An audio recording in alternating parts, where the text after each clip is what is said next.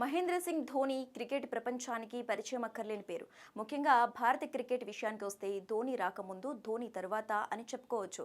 ఎందుకంటే అతడు సాధించిన ఘనతలు అటువంటివి. కెప్టెన్సీ చేపట్టిన తొలి టీ20 ప్రపంచ కప్నే భారత్కు అందించిన ఘనుడు. 2 దశాబ్దాల తర్వాత వన్డే ప్రపంచ కప్ అందించిన కెప్టెన్. అందుకే ధోని ఫ్యాన్స్ గుండెల్లో చోటు సంపాదించాడు. ఇక 2019 వన్డే ప్రపంచ కప్ తర్వాత మళ్లీ టీమిండియా తరపున ఆడలేదు ఈ జార్ఖండ్ డైనమైట్. 2020 ఆగస్టు 15న అంతర్జాతీయ క్రికెట్కు రిటైర్మెంట్ ప్రకటించాడు. అయితే ఇండియన్ ప్రీమియర్ లీగ్ లో మాత్రం చెన్నై సూపర్ కింగ్స్ జట్టుకు కెప్టెన్ గా కొనసాగుతున్నాడు.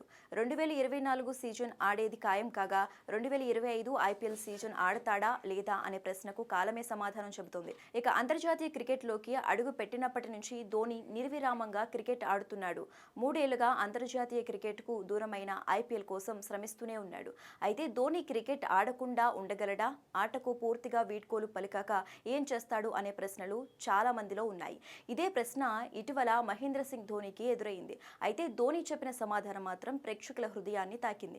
సాధారణంగా క్రికెటర్ ఎవరైనా ఆటకు దూరమయ్యాక వ్యాఖ్యాతులుగా మారతారు. కొందరు క్రికెట్ అకాడమీలు పెడుతూ యువ ఆటగాళ్లకు కోచింగ్ ఇస్తారు. మరికొందరేమో ఐపీఎల్ వంటి ఫ్రాంచైజీ క్రికెట్లో ఏదైనా జట్టుకు కోచ్లుగా వ్యవహరిస్తారు.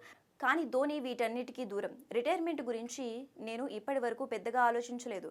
ఎందుకంటే నేను ఐపీఎల్లో ఇప్పటికీ క్రికెట్ ఆడుతున్నా.